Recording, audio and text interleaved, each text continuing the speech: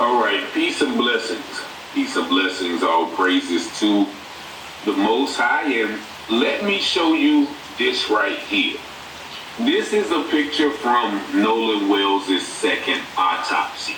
And unfortunately, Ben Crimp was reading the autopsy and was not really able to pronounce occipital.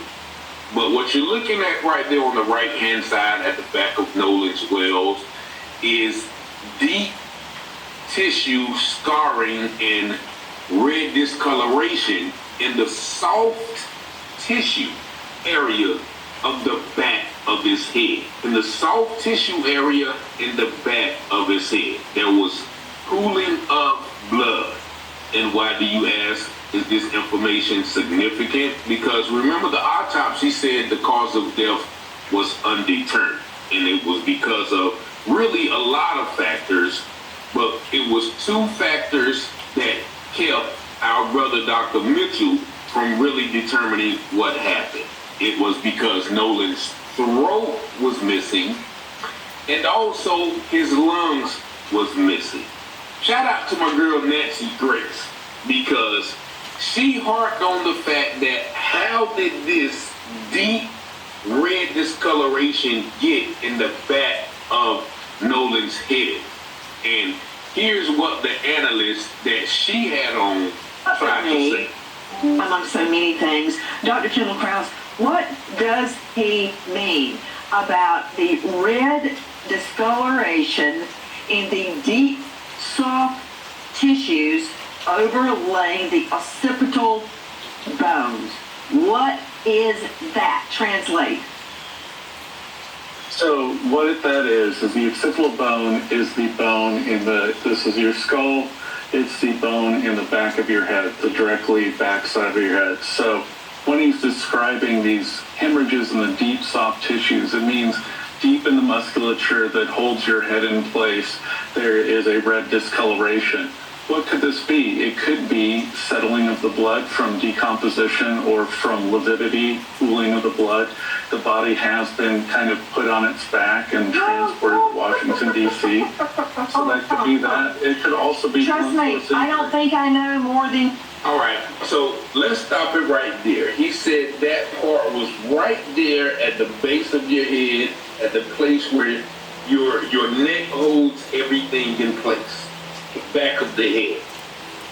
And he says, well, it could be settling of the blood, it could be from validity, or it could be for trauma. Now, shout out to my girl Kay from Texas and my brother from Denver, Colorado, which calls me and started thinking, and they said, no, it also could be from hanging. From hanging. Because where is the rope when they hang out, brothers and sisters? It's tied around the base of their head, the occipital bone, and their front throat. Now, why is this significant? Why does this prove that he was more than likely hung? Why? Because they're trying to, they can't really explain away that, because she pressed him, and he couldn't really explain away that. I find it very difficult to believe, Dr. Kendall Krause, that not one, but two medical examiners cannot figure out why he had deep red subcutaneous markings. Subcutaneous, what is that? Deep subcutaneous, what is that? It's underneath the skin, meaning in the fat or the muscle underneath the skin. Okay.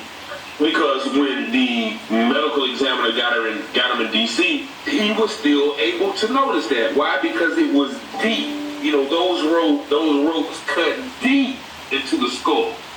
Secondly, the reason why I believe that he was hung was because his throat was missing. And if you don't remember that, listen to Ben Crump explain once again why Dr. Mitchell could not rule effectively when he received Nolan's body. Very significant for Dr.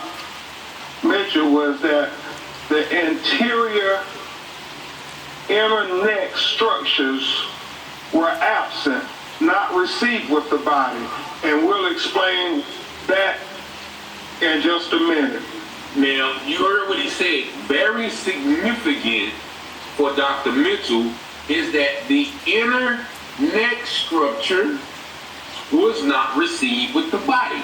Why wouldn't they put the inner neck structure with the body? What is so investigatively necessary that they could not figure that out within the time that they had Nolan's body for about a week or so? And evidently, my girl Nancy Grace was thinking the same way. Listen at how she approached, once again, that same doctor about why the neck structure was not with the body. Hello, I've got an all-star panel. Where are they? Did they lose their voices? Dr. Kendall Krause, wouldn't it be important for the second medical examiner, second doctor, to be able to look at the interior neck structure? They're absent and not received from the body, not received with the body. That's correct. So it would be important, and that's often the problem with second autopsy, is structures are kept by the initial medical examiner for further testing or further evaluation. So the second autopsy is often limited by this. So the problem is the neck structures we're talking about, hyoid bone, thyroid cartilage, laryngeal structures, are the structures that are often involved with strangulation. They can be taken by a medical examiner, dissected, evaluated for fractures or injuries or something of that nature, but then they're kept, and they are also then further evaluated by a forensic anthropologist who will look for microfractures and things like that to see if there's any trauma whatsoever. And that's probably what's occurring in this case, is they're doing their due diligence and looking at all those neck structures to rule out the possibility of a strangulation, and they haven't done it yet. And that's why they're still pending, and that's why the second examination can't give you more facts, because they don't have those structures to look at. Hopefully they will be sharing between the two medical examiners so they can both come to the same conclusion at some point. But right now, those structures are being evaluated by someone else and not available for the second autopsy. I want to talk to you about what you just said. In the Marine Corps, he fought for about what you just said. I see deep reddening of the tissue in the back of the neck. I'm going to quit calling it the occipital. The back of the neck, at the lower part of the head. I want to know what happened. Did you see the hard swallow? Let's rewind that one real quick, because they always do that. Reddening of the tissue in the back of the neck. I'm going to quit calling it the occipital. The back of the neck, at the lower part of the head. The hard swallow right there. I want to know what happened up here. I want to know, was the hyoid bone, which is very fragile, it's not attached to anything, it's kind of floating there. And often in literature, manual, any type of strangulation or stopping your airflow, you'll see that very delicate bone fractured. It's gone. Where is it? Everybody's got one, so where is it? Also, Crump stated that the portion of the neck, the interior portion of the neck that will correspond with the hemorrhaging in the back is missing. There are two ways to look at this. One is that it's missing because it's been hidden. It's being withheld from the second doctor. Why? The other way to look at it is what you suggested, Kendall Krause, and that is that I've seen this done. The way that medical examiners and medical-related forensic anthropologists do it, they get a tiny cut of that tissue. They put that under a microscope, and they look to see if cells have bruising. It's very painstaking. See, it's like she knows. She's like, okay, well, if I see something back here and it's pooling, and then you don't have this, I definitely would suspect, okay, what's going on with this? Right? The whole noose with once again goes to the back of the head, right up in this area. And they even admitted, this one they checked for strangulation. So if it wasn't strangulation or whatever, then why you have to check so much?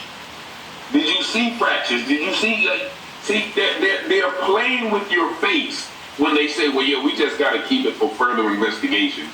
What's further to investigate?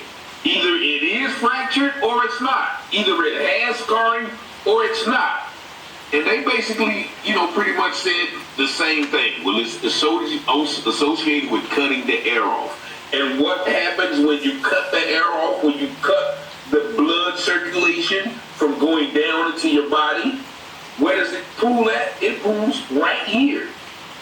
So the second autopsy, in my opinion, minus the hidden lungs and the hidden stomach and all of those things, is direct evidence by subtraction. You ever heard of addition by subtraction? So the fact that they subtracted the neck portion and then there's blood pooling on the back of his head, it's obvious, like Nancy Gray thinks, two things. Either it's being hidden and then why, or they're still doing the investigation. But like she said, she's seen people take a little piece of the neck, examine it, and all of those things. So shout out to my brother once again. And shout out to my brother once again who brought up something I didn't think of, and he put two and two together. Sometimes we got to realize what they are saying by what they are not saying, or what is provided by what is not provided. The fact that they did not provide this part right here, and there's pooling right here at the base of the skull, 1 and 1 equals 2. What do y'all think? Y'all let me know what y'all think about the possibility of Nolan being hung in the comments. Y'all see the number 919-587-7782. Thank y'all for liking, watching, sharing, and subscribing to the channel. And as always, I pray you have peace and blessings. And as the scripture says, all things